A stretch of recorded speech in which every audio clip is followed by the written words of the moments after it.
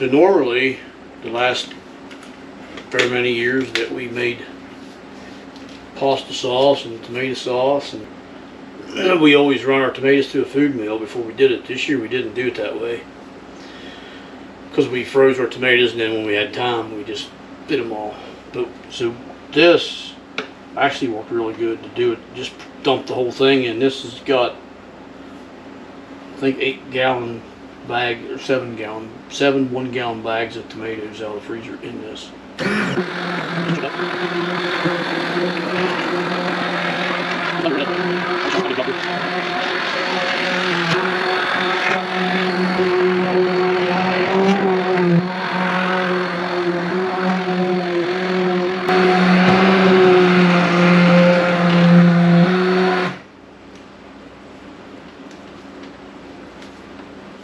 So we just did that with it.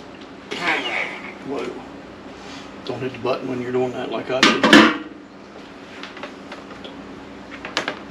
And then I stirred it just to make sure you get all the big chunks and all the stuff out of it. And the only thing left in there is the skins. Because I just got this little strainer. Then went back in there and picked the skins out.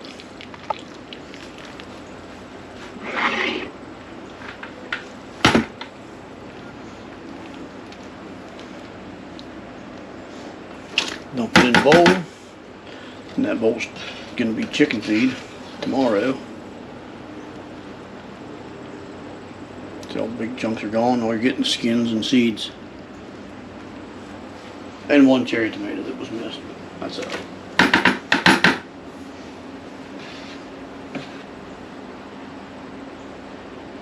That's a lot of, But this is skins. way easier and way less of a mess than using the food mill. The food mill works great, don't get me wrong. That's how we've done it for years. Which is still better than cooking them and skinning them and then doing it again. We did that once, and we'll never ever do it that way again.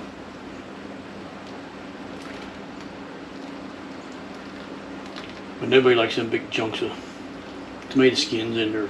Some people. Not the skins. Not tomato skins. Good chewing on rubber. I don't know, it didn't take very long, a few minutes. And now there's nothing coming out but seeds. Pretty clean. This way works way better, to me anyways, than the food mill. And definitely better than coring them and peeling them, not cooking them for a little while and blanching them. That there's a pain in the butt.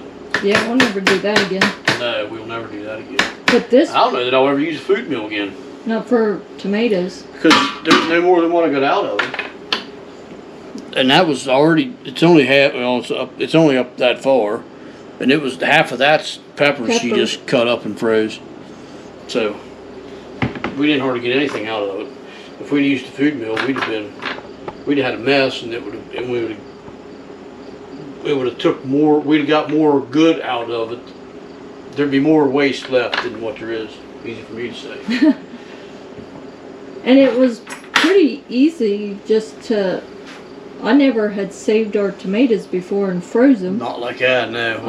We so always just did them up when we had them ready. Yeah. I think we had 24 or 25 gallon bags of tomatoes. I think that's what it came to. I think we have 5 left in the freezer, which that we'll use for sloppy joe mix or pizza sauce and that kind of thing. We got 2 big batches of pasta sauce we're getting ready to make now, so we won't need any more of that for a while. We got plenty of that to last us a while. But beside of the camera lady, she's got the ingredients ready. We're gonna get it ready. This is the directions, and this is peppers and mushrooms. The peppers and onions and the garlic we got out of the garden, and the mushrooms we bought off of a local farmer and froze them as we was getting them harvested. But we're gonna put this together and put it in the pot and let it simmer for a few hours.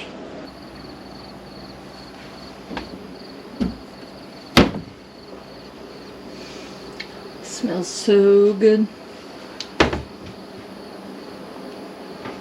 Nice and thick. Probably lost half of the, very close, half of it in evaporation, which is what you want. Truly don't have a clue how many jars we're going to get, but we're going to find out.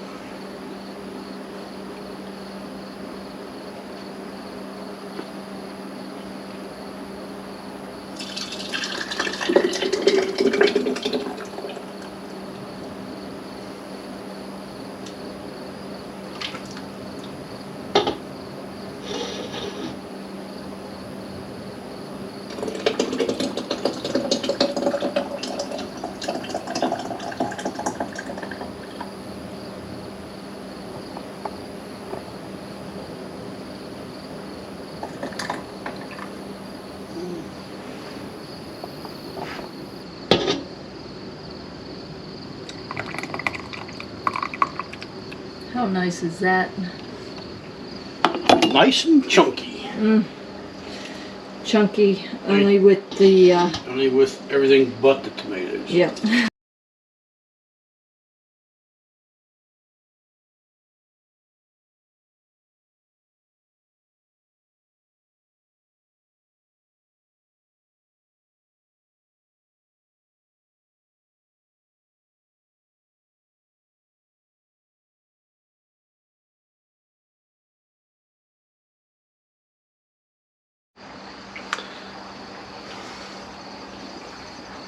So he got them all filled up. We got the lids in the water boiling, and I stirred this to get the air bubbles out, and now I'm cleaning the tops off. And just like with everything else, gotta get the tops cleaned off so that it seals up right. Definitely don't want to waste and this not can, because this is some good stuff. I'm just saying. Last batch. Last batch, look at that. Some nice looking skitty sauce.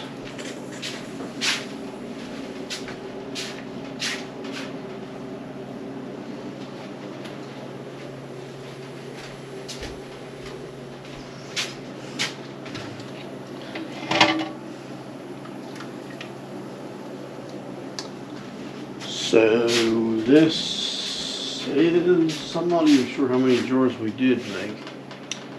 10, 18, 19.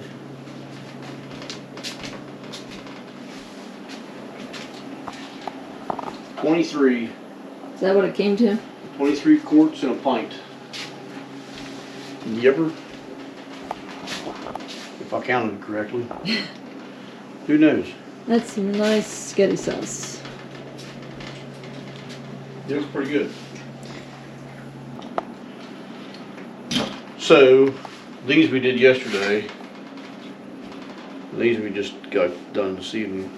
But this here's what we started with, and that's some pretty good looking spaghetti sauce.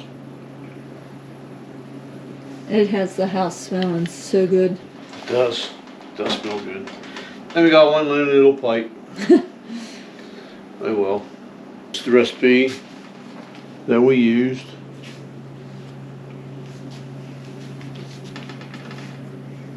Didn't actually measure a lot of that out. The only thing we measured out really was those. The oregano, basil, red pepper flakes, and the brown sugar. And the salt. We didn't use Himalayan salt, we used Redmond salt, but other than that, as far as the peppers, onions, the mushrooms aren't even on there. We just threw it in whatever we thought was right. We didn't measure it. Mushrooms are there. I'm sorry, there wasn't they? Yeah, we Just didn't. make it your own. Just make it your own, but it's pretty simple to make. Oh, but the combo, that recipe just, Yeah, it's pretty good stuff. yeah. So these are still warm too, never mind. But yeah, it's pretty simple. So we basically just wanted to show you how to process the tomatoes without blanching them or running through a food mill. We figured we'd show you spaghetti sauce, pasta sauce, whatever. This will last us. We'll probably get 2 years out of that. We don't eat that much spaghetti or lasagna. We might now. I doubt it. I doubt it. I don't know what we made. We didn't make any last year. We still got 3 quarts left from 2 years ago, but I don't know that we made that much then. We may have, but I doubt it. But that's at least 2 years worth of it for us. We don't eat that much spaghetti. But we just wanted to show you what that was like. So just make it your own. And keep the people in the Carolinas in your prayers and thoughts. Until we meet again, take care and God bless. See ya.